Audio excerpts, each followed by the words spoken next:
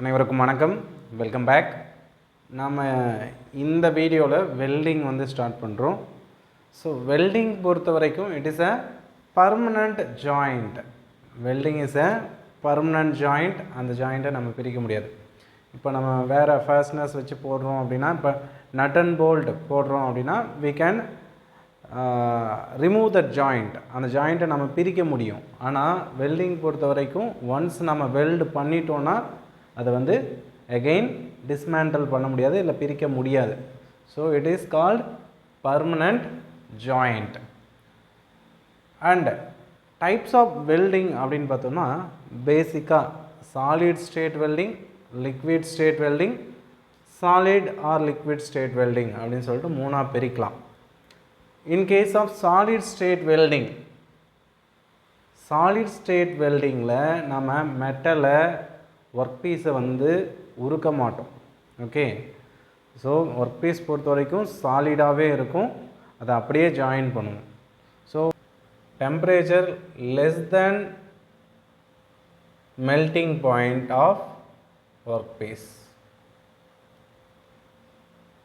Work பீஸோட melting பாயிண்ட்டை விட டெம்பரேச்சர் கம்மியாக தான் இருக்கும் இங்கே சாலிட் ஸ்டேட் வெல்டிங்கில். சாலிட் ஸ்டேட் வெல்டிங் பொறுத்த வரைக்கும் friction welding, diffusion welding, explosive welding, ultrasonic welding, forge welding. These are all the few solid state weldings. Friction weldingல என்ன பண்ணுவோம், நாம் ரெண்டு ஒர்க் பீஸ் இருக்குது அப்படின்னா, இப்போ இந்த ரெண்டு ஒர்க் பீஸையும் தான் ஜாயின் பண்ணணும் அப்படின்னா என்ன பண்ணுவோம், ஒன்று ரொட்டேஷனில் இருக்கும், அது வேகமாக சுற்றிட்டு இருக்கும்போது இன்னொரு ஒர்க் பீஸை அது மேலே மோதும் போது என்ன ஆகும், ஃப்ரிக்ஷன்னால் ஹீட் ஜென்ரேட் ஆகும். ஃப்ரிக்ஷன்னால் ஹீட் ஜென்ரேட் ஆகும். அந்த ஹீட்டில் ரெண்டு ஒர்க் பீஸும் ஒன்றோட ஒன்று ஜாயின் ஆகிடும். அதுதான் ஃப்ரிக்ஷன் வெல்டிங். எக்ஸ்ப்ளோசிவ் வெல்டிங்கில் என்ன பண்ணுவோம், ரெண்டு ஒர்க் பீஸை வெல்ட் பண்ண போகிறோம் அப்படின்னா அது ரெண்டுத்துக்கும் நடுவில் எக்ஸ்ப்ளோசிவ்ஸ் வச்சு நம்ம அந்த எக்ஸ்ப்ளோசிவ்ஸை வெடிக்க வைப்போம். வெடிக்கிறதுனால ஹீட் ஜென்ரேட் ஆகும். அந்த ஹீட்னால என்ன ஆகும், இந்த ரெண்டு ஒர்க் பீஸும் ஜாயின் ஆகும். அது எக்ஸ்ப்ளோசிவ் வெல்டிங். அல்ட்ராசானிக் அப்படின்னாவே அல்ட்ராசானிக் வேவ்ஸை யூஸ் பண்ணி வைப்ரேட் பண்ணுவோம், ஒர்க் பீஸை வைப்ரேட் பண்ணுவோம். ஒர்க் பீஸ் வைப்ரேட் ஆகும்போது என்ன ஆகும், ஹீட் ஜென்ரேட் ஆகும். அந்த ஹீட்னால் ரெண்டு ஒர்க் பீஸும் ஜாயின் ஆகும். இந்த சாலிட் ஸ்டேட் வெல்டிங்கை இன்னொன்று என்ன சொல்லலாம் அப்படின்னு பார்த்திங்கன்னா, ஆட்டோஜீனியஸ் வெல்டிங் சொல்லலாம். ஆட்டோஜீனஸ் வெல்டிங். ஆட்டோஜீனஸ் வெல்டிங் அப்படின்னா இங்கே ஃபில்லர் மெட்டீரியலே தேவையில்லை. நம்ம ஃபில்லர் மெட்டீரியல் எதுவுமே யூஸ் பண்ண மாட்டோம். இங்கே ஒர்க் பீஸ் ஒன்றோட ஒன்று ஜாயின் ஆகும் without using a filler material. ரெண்டாவது லிக்விட் ஸ்டேட் வெல்டிங். இங்கே டெம்பரேச்சர் பார்த்திங்கன்னா, temperature is greater then melting point temperature of work piece. Work பீஸோட மெல்டிங் பாயிண்ட் டெம்பரேச்சரை விட டெம்பரேச்சர் அதிகமாக இங்கே மெயின்டைன் பண்ணுவோம். ஸோ இந்த லிக்விட் ஸ்டேட் வெல்டிங்கில் மூணு கைண்ட் இருக்குது. ஒன்று ஆர்க்கு, இன்னொன்று ரெசிஸ்டன்ஸ் வெல்டிங், இன்னொன்று கெமிக்கல் வெல்டிங். ஆர்க் வெல்டிங் அப்படின்னு பார்த்திங்கன்னா tungsten inert gas welding, metal inert gas welding, submerged arc welding, flux coat welding.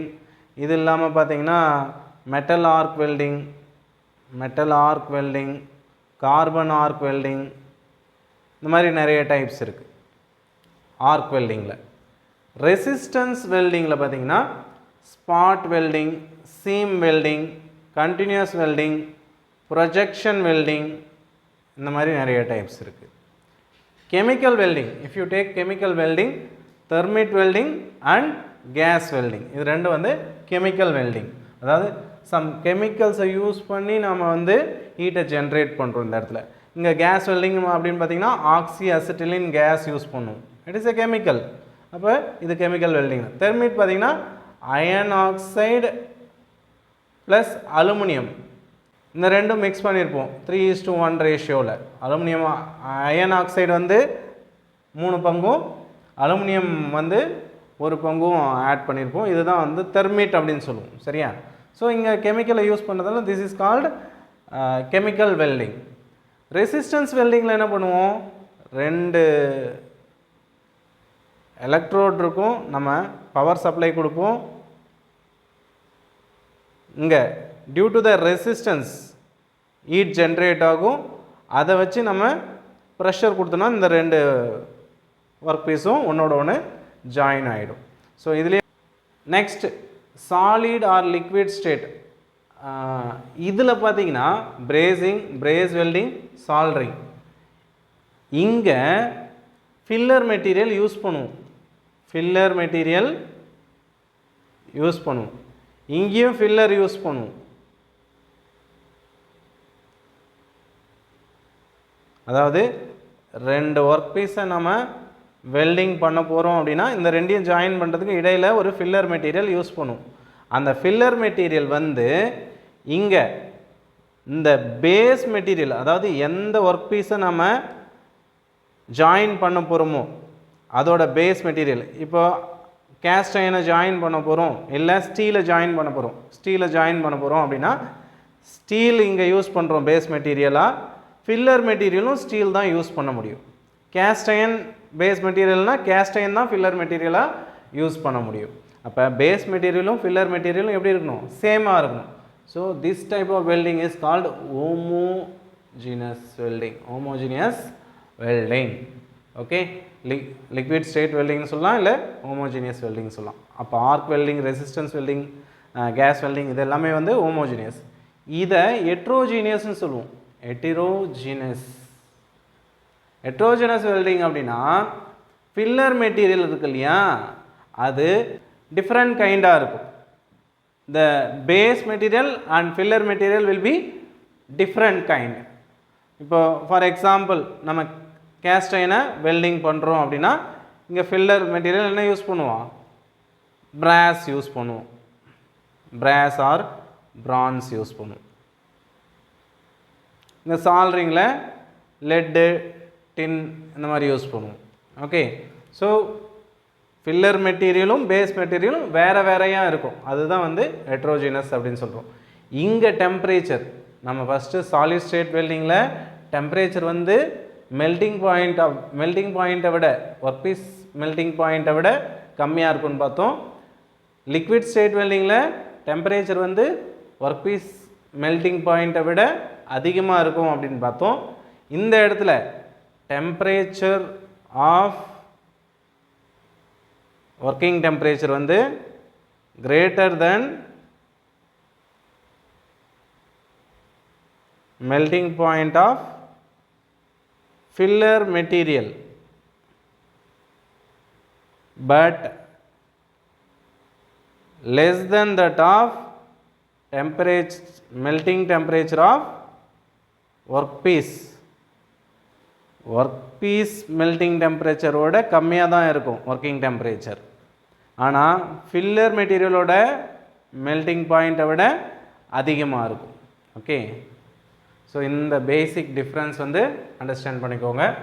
Next we will start with arc welding. Arc வெல்டிங்கில் first ஆர்க்னா என்ன? Arc அப்படிங்கிறது என்ன? Arc means flow of ions and electrons. flow of ions and electrons. நம்ம ஒரு short சர்க்யூட்டை ஏற்படுத்தணும். Short சர்க்யூட்டை ஏற்படுத்தணும்னா அங்கே flow of ions and electrons இருக்கும். ஒரு ஸ்பார்க் ப்ளக்கில் எப்படி ஸ்பார்க் ஏற்படுதோ அந்த மாதிரி தான் இங்கே ஆர்க் வந்து ஏற்படும். அந்த ஆர்க்கை நம்ம ப்ரொடியூஸ் பண்ணுறதுக்கு ஃபஸ்ட்டு என்ன பண்ணுவோம்? ஜென்ரலாக என்ன பண்ணுவாங்க? வெல்டிங் பண்ணும்போது, ஆர்க் வெல்டிங் பண்ணும்போதெல்லாம் அந்த எலக்ட்ரோடை போயிட்டு ஒர்க் பீஸில் டச் பண்ணி எடுப்பாங்க. டச் பண்ணும்போது என்ன ஆகும்னா, ஒர்க் பீஸை டச் பண்ணும்போது சர்க்யூட் கம்ப்ளீட் ஆகிடும். அப்போ இந்த சர்க்யூட்டில் கரண்ட் பாஸ் ஆகிட்டுருக்கும். நான் அதிலிருந்து இந்த எலக்ட்ரோடை பிரித்து ஒரு குறிப்பிட்ட டிஸ்டன்ஸுக்கு, ஒரு மினிமம் கேப்புக்கு இங்கே கொண்டு வந்து வைக்கிறேன் அப்படின்னா மறுபடியும் அந்த சர்க்யூட் க்ளோஸ் ஆகிறதுக்கு ட்ரை பண்ணும். அப்போ எலக்ட்ரான்ஸும் அயான்ஸும் ஜம்ப் ஆகும். ஓகே, இந்த பக்கம் நெகட்டிவ், இந்த பக்கம் பாசிட்டிவ் கொடுக்குறேன்னா இங்கேருந்து வந்து எலக்ட்ரான்ஸ் இங்கேருந்து இங்கேயும், அயான்ஸ் வந்து இங்கேருந்து இங்கேயும் ஜம்ப் ஆகிறதுக்கு ட்ரை பண்ணும். அந்த சர்க்யூட் க்ளோஸ் ஆகிறதுக்கு ட்ரை பண்ணும். அந்த ஃப்ளோ ஆஃப் அயான்ஸ் அண்ட் எலக்ட்ரான்ஸை தான் நம்ம ஆர்க் அப்படின்னு சொல்கிறோம். இந்த ஆர்க்னால் high amount of heat is released. அதிகப்படியான ஹீட் வந்து ஜென்ரேட் ஆகும். அந்த ஹீட்டை யூஸ் பண்ணி தான் நம்ம என்ன பண்ணுறோம், நமக்கு தேவையான வெல்டிங் ப்ராசஸை பண்ணுறோம். இந்த ஆர்க் வந்து ஃபஸ்ட்டு உருவாகிறதுக்கு நம்ம என்ன பண்ணுறோம், ஷார்ட் சர்க்கியூட்டை க்ரியேட் பண்ணுறோம். அதாவது கொண்டு போய் ஒர்க் பீஸ் மேலே வைக்கிறோம், ஒர்க் பீஸ் மேலேருந்து எடுத்தோடனே ஷார்ட் சர்க்கியூட் க்ரியேட் ஆகுது. ஸோ ஆர்க் வந்து ப்ரொடியூஸ் ஆகுது. அந்த ஆர்க் தொடர்ந்து இருக்கணும், அப்படியே இருக்கணும்னா இந்த பொட்டென்ஷியல் டிஃப்ரென்ஸ் மெயின்டைன் ஆகணும். அதாவது இந்த ஒர்க் பீஸுக்கும் எலக்ட்ரோடுக்கும் இடையில் பொட்டென்ஷியல் டிஃப்ரென்ஸ் வந்து மெயின்டைன் ஆகணும். அந்த பொட்டென்ஷியல் டிஃப்ரென்ஸை மெயின்டைன் பண்ணுறது நம்ம வந்து எந்த அளவுக்கு ஸ்டேபிளாக இந்த கரண்ட்டை சப்ளை பண்ணுறோம் அப்படிங்கிறது தான். ஓகே, இந்த பொட்டென்ஷியல் டிஃப்ரென்ஸ் மெயின்டைன் ஆகிறதுனால தொடர்ந்து ஆர்க் வந்து ப்ரொடியூஸ் ஆகிட்டே இருக்கும். ஸோ இங்கே ஃபில்லர் மெட்டீரியலோ இந்த ஒர்க் பீஸும் மெல்ட் ஆகி ஒன்றோட ஒன்று ஜாயின் ஆகும். Okay, that is very clear. இப்போது ஆர்க் வெல்டிங் பொறுத்த வரைக்கும் வோல்டேஜ் எப்படி இருக்கும், வோல்டேஜ் வந்து கம்மியாக இருக்கும். கரண்ட் எப்படி இருக்கும், கரண்ட் வந்து ஹையாக இருக்கும். Heat is equal to I square R into T. Current அதிகமாக இருந்தால் தான் ஹீட் அதிகமாக ஜென்ரேட் ஆகும். அப்போ ஹீட் அதிகமாக ஜென்ரேட் ஆனால் தான் நம்ம இங்கே வெல்டிங் ப்ராசஸை பண்ண முடியும்.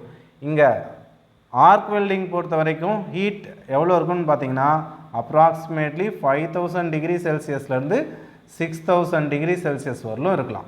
Okay, approximately.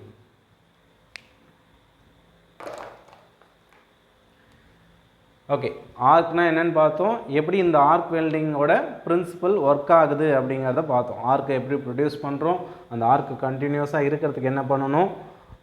இப்போ வந்து ஆர்க் வெல்டிங் பொறுத்த வரைக்கும் வோல்டேஜ் எப்படி இருக்கும், கரண்ட் எப்படி இருக்கும் அப்படிங்கிறது பார்த்துட்டோம். அண்ட் ஹீட் வந்து எந்த அளவுக்கு இருக்கும் அப்படிங்கிறதும் பார்த்துட்டோம்.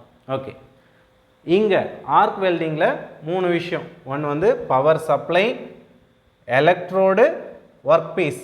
ஒர்க் பீஸை வந்து எர்த் பண்ணியிருப்போம். ஓகே, இந்த ஆர்க் ப்ரொடியூஸ் ஆகுது இல்லையா, இப்போ இதை நான் நெகட்டிவ்னு வச்சுருக்கேன், இதை பாசிட்டிவ்னு வச்சுருக்கேன். இங்கேருந்து அயான்ஸ்லாம் இங்கே ஜம்ப் ஆகி போகும். ஓகே, அயான்ஸ்லாம் இங்கே ஜம்ப் ஆகி போகும். இங்கேருந்து எலக்ட்ரான்ஸ்லாம் இங்கே ஜம்ப் ஆகி வரும். அப்போ ஹீட் ஜென்ரேஷன் வந்து 3/2 பங்கு ஒர்க் பீஸில் இருக்கும், 1/3 பங்கு வந்து ஆர்க் எலக்ட்ரோடில் இருக்கும். Is it clear? எலக்ட்ரோடை நெகட்டிவாகவும் ஒர்க் பீஸை பாசிட்டிவாகவும் நான் வச்சேன்னா ஹீட் வந்து எங்கே அதிகமாக ஜென்ரேட் ஆகுது, ஒர்க் பீஸில் அதிகமாக ஜென்ரேட் ஆகுது. ஹீட் எலக்ட்ரோடில் வந்து கம்மியாக ஜென்ரேட் ஆகும். எங்கே நெகட்டிவ் வைக்கிறோனோ அங்கே வந்து ஹீட் கம்மியாக ஜென்ரேட் ஆகும். அதை அண்டர்ஸ்டாண்ட் பண்ணிக்கோங்க. ஸோ இதுதான் basic principle for arc welding. Power supply AC or DC use பண்ணலாம். இப்போ ஏசி பவர் சப்ளை யூஸ் பண்ணுறேன்னா நான் எப்படி வேணாலும் கனெக்ட் பண்ணலாம். பாசிட்டிவை ஒர்க் பீஸ் கொடுத்துட்டு நெகட்டிவை எலக்ட்ரோடு கொடுக்கலாம், இல்லை எலக்ட்ரோடுக்கு பாசிட்டிவை கொடுத்துட்டு ஒர்க் பீஸுக்கு நெகட்டிவை கொடுக்கலாம், மாற்றி மாற்றி கொடுக்கலாம். அதனால் எந்த ப்ராப்ளமும் இல்லை, ஏன்னா இது ஆல்டர்னேட்டிவ் கரண்ட். ஓகே, இந்த ஆல்டர்னேட்டிவ் கரண்ட் வோல்டேஜ் பற்றி பேசணும் இல்லையா. வோல்டேஜ் எவ்வளோ இருக்கும் அப்படின்னு பார்த்தீங்கன்னா அரௌண்ட் ஒரு 60 to 80 volt, 60 to 80 volt. Maximum பார்த்தீங்கன்னா ஒரு 100 வோல்ட்டுக்குள்ளே தான் இருக்கும். இந்த வோல்டேஜ் எதுக்கு ஈக்குவலாக இருக்கும் அப்படின்னு பார்த்தீங்கன்னா voltage is equal to arc length. Equal to கிடையாது, proportional to arc length. Voltage is proportional to arc length. இதுக்கான equation V equal to A + L × B அப்படின்னு எழுதுவோம். V equal to voltage V equal to A plus L into B. Here A and B are constants. Lங்கிறது arc length. Arc lengthங்கிறது வேறு ஒன்றும் இல்லை, இந்த எலக்ட்ரோட்லேருந்து work பீஸ்க்குள்ளே அந்த distance தான் arc length அப்படின்னு சொல்லுவோம். இங்கே ஃபஸ்ட்டு இது ஆல்டர்னேட்டிவ் கரண்ட் அப்படிங்கிறதுனால இது நெகட்டிவாக இருக்கும்போது இது பாசிட்டிவ். சைக்கிள் மாறும்போது இப்படி சைக்கிள் மாறும் இல்லையா, இந்த சைக்கிளப்போ இது நெகட்டிவ் இது பாசிட்டிவ்னு இருக்கும், இந்த சைக்கிளப்போ இது பாசிட்டிவ் இது நெகட்டிவ்னு இருக்கும். அப்போ இது 1/3 ஹீட்னா இது 2/3. நெக்ஸ்ட் சைக்கிளில் இது 2/3 இது 1/3. அப்போ ஈக்குவல் ஆகிடுது, அடுத்தடுத்த சைக்கிள் ஈக்குவல் ஆகிடுது. அப்போ எலக்ட்ரோட்லேயும் ஒர்க் பீஸ்லேயும் ஹீட் ஜென்ரேஷன் எப்படி இருக்கும், ஈக்குவலாக இருக்கும். ஒர்க் பீஸ்லேயும் எலக்ட்ரோட்லேயும் ஹீட் ஜென்ரேஷன் வந்து ஈக்குவலாக இருக்கும். இதை அண்டர்ஸ்டாண்ட் பண்ணிக்குவோம் ஏசி கரண்ட் பொறுத்த வரைக்கும். இங்கே ஏசி கரண்ட்டுக்கு என்ன யூஸ் பண்ணுவோம் அப்படின்னு பார்த்தீங்கன்னா டிரான்ஸ்ஃபார்மர். நம்ம ஆல்ரெடி சொன்னோம் இந்த 60 to 80 வோல்டேஜ் தான். ஆனால் நார்மலாக நமக்கு 240 வோல்டேஜ் கிடைக்கும் இல்லையா? 240 வோல்டேஜ் கிடைக்கும் போது நம்ம வோல்டேஜை ரெடியூஸ் பண்ணணும். Here we use a transformer, step down transformer. Step up and step down transformer படிச்சிருப்பீங்க. ஸ்டெப் அப் டிரான்ஸ்ஃபார்மர் அப்படிங்கிறது வோல்டேஜை இன்க்ரீஸ் பண்ணுறதுக்கு, ஸ்டெப் டவுன் டிரான்ஸ்ஃபார்மர் வந்து வோல்டேஜை டிக்ரீஸ் பண்ணுறதுக்கு. இங்கே ஒரு ஸ்டெப் டவுன் டிரான்ஸ்ஃபார்மர் யூஸ் பண்ணி தான் இந்த ஏசி சப்ளை வந்து கொடுப்போம். நெக்ஸ்ட்டு டிசி சப்ளைக்கு வரலாம். டிசி சப்ளையில் நம்ம யூஸ் பண்ணுறது ஒரு டிசி ஜெனரேட்டர்.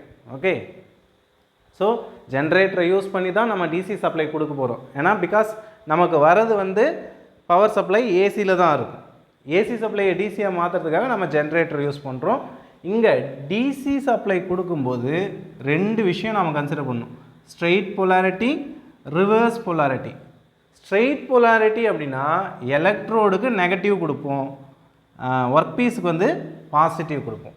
அப்போ ஒர்க் பீஸில் அதிகப்படியான ஹீட் ஜென்ரேட் ஆகும், எலக்ட்ரோடில் கம்மியான ஹீட் ஜென்ரேட் ஆகும். அப்போ இங்கே வெல்டிங் பண்ணும்போது பெனிட்ரேஷன் அதிகமாக இருக்கும். வெல்டிங் பெனிட்ரேஷன் எப்படி இருக்கும்? ஒர்க் பீஸில் ஹீட் அதிகமாக இருக்கிறதுனால பெனிட்ரேஷன் அதிகமாக இருக்கும். அதுவே ரிவர்ஸ் போலாரிட்டியில் பார்த்திங்கன்னா எலக்ட்ரோடுக்கு பாசிட்டிவும் ஒர்க் பீஸ்க்கு நெகட்டிவும் கொடுப்போம். அப்போ ஹீட் ஜென்ரேஷன் எலக்ட்ரோடில் அதிகமாக இருக்கும், ஒர்க் பீஸில் கம்மியாக இருக்குது. அப்போ இங்கே பெனிட்ரேஷன் எப்படி இருக்கும்? கம்மியாக இருக்கும்.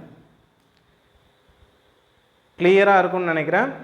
இங்கே ஹீட் ஜென்ரேஷன் அதிகமாக இருக்கிறதுனால எப்போவுமே நெகட்டிவ் டெர்மினல் எங்கே கொடுக்குறோமோ அங்கே ஹீட் ஜென்ரேஷன் கம்மியாக இருக்கும்.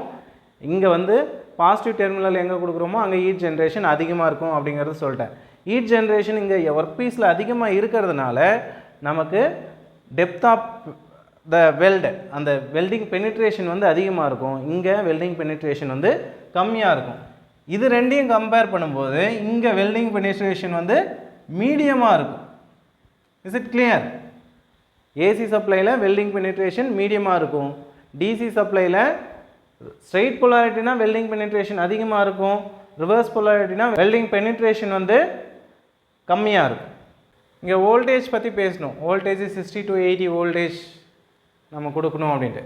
கரண்ட் பொறுத்த வரைக்கும் எதை பொறுத்து கரண்ட் சப்ளை எதை பொறுத்து இருக்குன்னு பார்த்தீங்கன்னா diameter of the electrode. Diameter of electrode.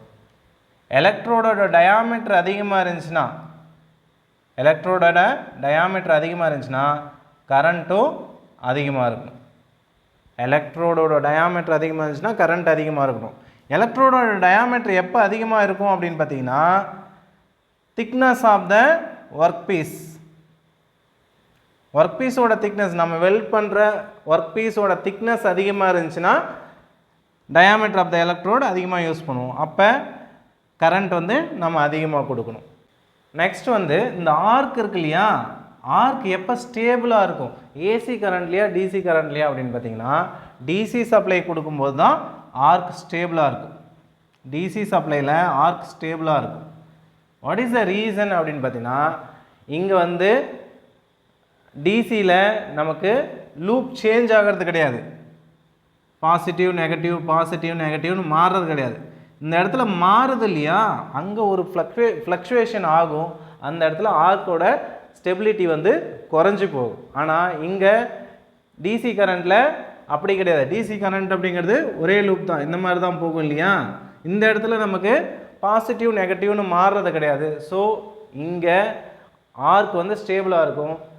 இதை கம்பேர் பண்ணும்போது இங்கே ஆர்க்கோட ஸ்டெபிலிட்டி கம்மியாக இருக்கும்.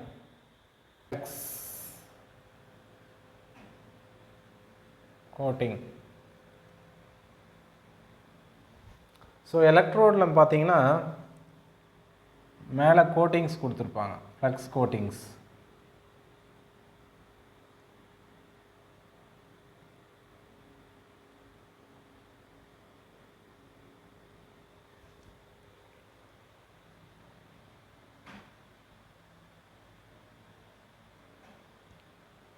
இந்த கோட்டிங் எதுக்காக அப்படின்னு பார்த்தீங்கன்னா it acts as the deoxidisers. Deoxidisers. Welding process அப்போ என்ன ஆகும் அப்படின்னு பார்த்தீங்கன்னா, மெட்டல் மோல்டன் மெட்டல் இப்படி கிரியேட் ஆகுதா, இது சரௌண்டிங்கில் இருக்கக்கூடிய ஏரோட கம்பைன் ஆகி ஆக்சிடைஸ் ஆகிறதுக்கு வாய்ப்பு இருக்குது. அப்படி ஆக்சிடைஸ் ஆச்சுன்னா வெல்டிங் ஸ்ட்ரென்த் என்ன ஆகும், இந்த வெல்டிங்கோட ஸ்ட்ரென்த் வந்து குறைஞ்சு போயிடும். கிராஃபைட், அலுமினா,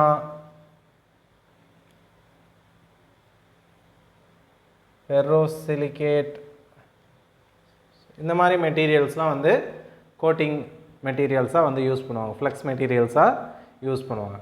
சம்டைம்ஸ் இந்த ஃப்ளெக்ஸே என்ன ஆகும் அப்படின்னு பார்த்திங்கன்னா, வெளியே இருக்கிற சரௌண்டிங்கில் இருக்கக்கூடிய ஏரோட கம்பைன் ஆகி ஆக்சிடைஸ் ஆகி ஒரு லேயரை ஃபார்ம் பண்ணும். இதை ஸ்லாக் அப்படின்னு சொல்லுவோம். ஸ்லாக். இந்த ஸ்லாக் ஃபார்மேஷனுக்கு பார்த்திங்கன்னா like Fe2O2, iron oxides, silicon oxides, இந்த மாதிரி வந்து மெட்டீரியல்ஸை கொஞ்சம் ஆட் பண்ணியிருப்பாங்க. இது இல்லாமல் arc stabilisers. What is arc stabilisers? நான் முன்னாடியே சொன்ன மாதிரி ஏசி பவர் சப்ளை கொடுக்குறோம் அப்படின்னா ஆர்க்கோட ஸ்டெபிலிட்டி வந்து கம்மியாக இருக்கும்.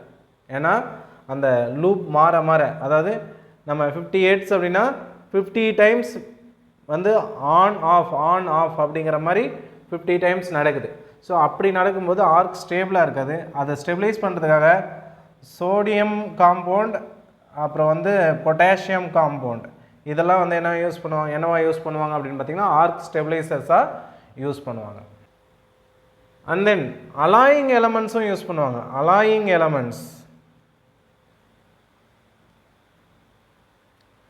இந்த வெல்டோட ஸ்ட்ரென்த்தை இன்க்ரீஸ் பண்ணுறதுக்காக குரோமியம், வெனேடியம், மாலிப்டினம், இந்த மாதிரி மேங்கனீஸ், இந்த மாதிரி சம் அலாயிங் எலமெண்ட்ஸும் இந்த ஃப்ளெக்ஸில் கோட்டிங்ஸில் வந்து ஆட் பண்ணுவாங்க. ஸோ கோட்டிங் அப்படின்னும் போது அதில் வந்து கிராஃபைட், அலுமினா, ஃபெரோசிலிகேட் இந்த மாதிரியும் இருக்கும், plus iron oxide, silicon oxide and arc stabilisers like sodium based compounds and potassium based compounds வந்து யூஸ் பண்ணுவாங்க. ஆஸ் வெல் அஸ் அலாயிங் எலமெண்ட்ஸும் இருக்கும். இது எல்லாம் கலந்தது தான் இந்த coatings.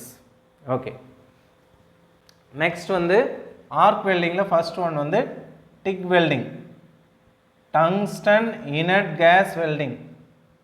Tick welding is tungsten inert gas welding. Tungsten inert gas வெல்டிங்கில் பார்த்தீங்கன்னா எலக்ட்ரோடு வந்து நான் கன்சியூமபிள். அடுத்தது மெட்டல் இனர்ட் கேஸ் வெல்டிங் இருக்குது. மெட்டல் இனர்ட் கேஸ் வெல்டிங்கில் எலக்ட்ரோடு வந்து consumable electrode. Tungsten inert gas வெல்டிங்கில் எலக்ட்ரோடு வந்து நான் கன்சியூமபிள். அங்கே எலக்ட்ரோடு வந்து டங்ஸ்டனாக இருக்கும். ஓகே, மெட்டல் இனர்ட் கேஸ் வெல்டிங்கில் எலக்ட்ரோடு வந்து கன்சியூமபிள். இங்கே எலக்ட்ரோடு வந்து பேஸ் மெட்டல் என்னவோ அதே தான் இங்கே எலக்ட்ரோடாக இருக்கும். ரைட். ரெண்டாவது பொலாரிட்டிக்கு வரலாம். பவர் சப்ளை, இங்கே ஸ்ட்ரெயிட் பொலாரிட்டி, இங்கே வந்து reverse polarity. Direct current straight polarity, இங்கே டைரக்ட் கரண்ட் ரிவர்ஸ் பொலாரிட்டி. இங்கே எவ்வளோ திக்னஸ் உள்ள மெட்டல்லாம் நம்ம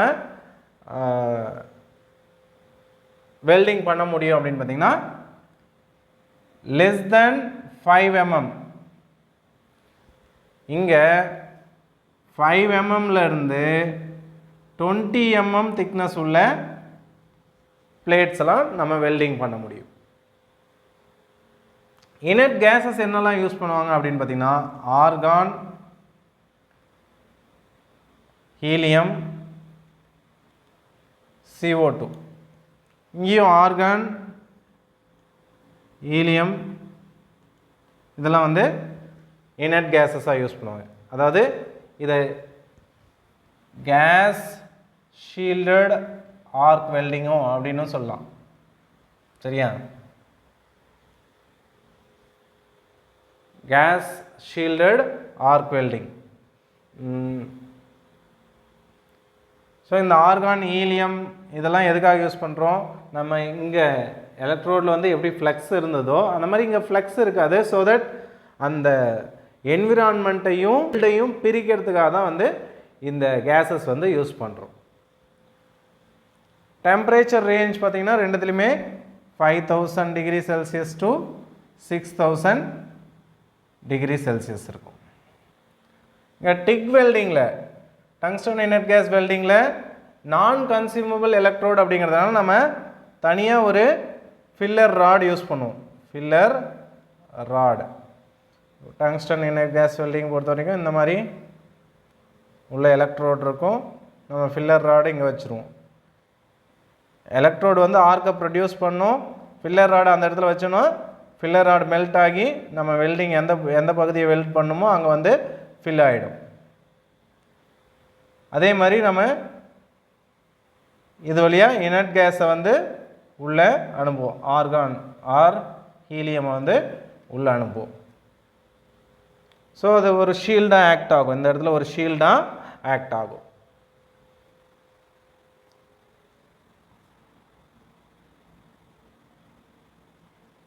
டிசி ஸ்ட்ரெயிட் பொலாரிட்டி, இங்கே டிசி ரிவர்ஸ் பொலாரிட்டி. அப்போ இங்கே இது வந்து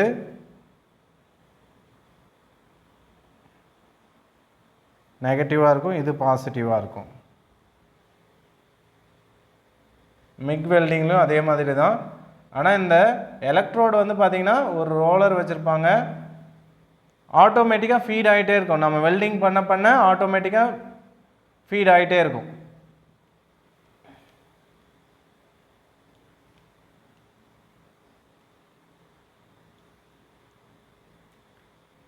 இது பாசிட்டிவ், இது நெகட்டிவ். இது வந்து reverse polarity. Is it clear? So tungsten inert gas welding and metal inert gas welding இந்த ரெண்டுத்துக்கும் உள்ள வித்தியாசம் பார்த்துக்கோங்க. ஸோ இதை பேஸ் பண்ணி we can expect some questions. இங்கே இந்த எலக்ட்ரோடு ஆட்டோமேட்டிக்காக ஃபீட் ஆகிறதுனால இது என்னன்னு சொல்லுவோம் அப்படின்னு பார்த்தீங்கன்னா செமி ஆட்டோமேட்டிக் வெல்டிங் அப்படின்னு சொல்லுவோம். ஏன் செமி ஆட்டோமேட்டிக் வெல்டிங் அப்படின்னு சொல்கிறோன்னா, எலக்ட்ரோடு வந்து தானாக ஃபீட் ஆகிட்டே இருக்கும். பட் இந்த மூமெண்ட், இந்த வெல்டிங் மூமெண்ட் வந்து லாஞ்சிடியூடல் மூமெண்ட் நாம் கொடுக்கணும். கையில் நாம் கொடுத்தா தான் வெல்டிங் ப்ராசஸ் கம்ப்ளீட் ஆகும். அதுவே இது வந்து மேனுவல்னால் நம்ம ஃபில்லர் ராடையும் ஃபீட் பண்ணணும், அதே சமயத்தில் இந்த லாஞ்சிடியூடல் மூமெண்ட்டும் கொடுக்கணும். Tick welding is manual welding and MIG welding is semi-automatic welding. Next we will discuss about submerged arc welding. Submerged arc welding னு ஏன் சொல்கிறோம் அப்படின்னு பார்த்தீங்கன்னா, ஆர்க் முழுக்க உள்ளே வந்து கம்ப்ளீட்டாக ஷீல்டாக இருக்கும். அதாவது ஃப்ளக்ஸுக்குள்ளே கம்ப்ளீட்டாக உள்ளே ஆர்க் ஷீல்டாக இருக்கும். So this is called as submerged arc welding. இதோட அட்வான்டேஜ் என்ன அப்படின்னு பார்த்தீங்கன்னா, ஜெனரலாக வெல்டிங் வைக்கும்போது நமக்கு கண் எரிச்சல் வரும் due to the UV radiation. So அந்த யூவி ரேடியேஷன் இதில் ரொம்ப கம்மியாக இருக்கும். பிகாஸ் கம்ப்ளீட்டாக ஆர்க் வந்து உள்ளே சப்மர்ஜ் ஆகிடுச்சு. ஸோ யூவி ரேடியேஷன் கம்மியாக இருக்கும். வெல்டிங் வைக்கும்போது அதோட எஃபெக்ட் வந்து நம்ம கண்ணுக்கு பாதிப்பை ஏற்படுத்தாது. அது ஒரு added advantage in this method. இதில் என்ன எலக்ட்ரோடு யூஸ் பண்ணுறோம் அப்படின்னு பார்த்தீங்கன்னா, கன்சியூமபிள் எலக்ட்ரோடு தான். அப்போ பேஸ் மெட்டல் என்னவோ அதே தான் எலக்ட்ரோடாக இங்கே யூஸ் பண்ணுவோம். ஃப்ளக்ஸை வந்து தனியாக சப்ளை பண்ணுவோம். ஜென்ரலாக ஃப்ளக்ஸ் வந்து எலக்ட்ரோடு மேலேயே கோட் பண்ணியிருப்பாங்க. இந்த கேஸில் பார்த்திங்கன்னா ஃப்ளக்ஸ் என்ன பண்ணுவோம், நம்ம தனியாக சப்ளை பண்ணுவோம். எப்படின்னு பார்த்தீங்கன்னா, இன் கேஸ் ஆஃப் சாலிட் ஃப்ளக்ஸாக வந்து, solid flux means solid granular flux. Granular means தூளா. சாலிட் ஃப்ளக்ஸை வந்து நம்ம தூளாக்கி அதை வந்து சப்ளை பண்ணுவோம். இந்த ஃப்ளக்ஸ் வந்து என்ன பண்ணிடும், ஃபுல்லாக கவர் பண்ணிடும், ஆர்க்கை ஃபுல்லாக கவர் பண்ணிடும். இது வந்து வெல்டிங் பூல். இங்கே ஒயிட் கலரில் காட்டியிருக்கிறது வந்து வெல்டிங் பூல், உள்ளே இருக்கிறது தான் ஆர்க். இங்கே ஹீட் லாஸ் எப்படி இருக்கும், மினிமமாக இருக்கும். ஹீட் லாஸ் மினிமமாக இருக்கிறதுனால நம்ம அதிக திக்னஸ் உள்ள பிளேட்ஸை வெல்டிங் பண்ண முடியும். 20 mmலேருந்து அரௌண்ட் 50 mm திக்னஸ் உள்ள பிளேட்ஸை கூட நம்ம வெல்டிங் பண்ணலாம். For example LPG gas cylinders இருக்கு இல்லையா, எல்பிஜி கேஸ் சிலிண்டர்ஸ், அந்த சிலிண்டர்ஸை கூட நம்ம இந்த சப்மெர்ஜ்டு ஆர்க் வெல்டிங் மூலமாக நம்ம வெல்டிங் பண்ண முடியும். பவர் சப்ளை எப்படின்னு பார்த்தீங்கன்னா direct current reverse polarity, direct current reverse polarity. இங்கே இங்கே நெகட்டிவ், இங்கே positive. Work piece is negative and electrode is positive. Atomic hydrogen welding. Atomic hydrogen வெல்டிங்கில் பார்த்தீங்கன்னா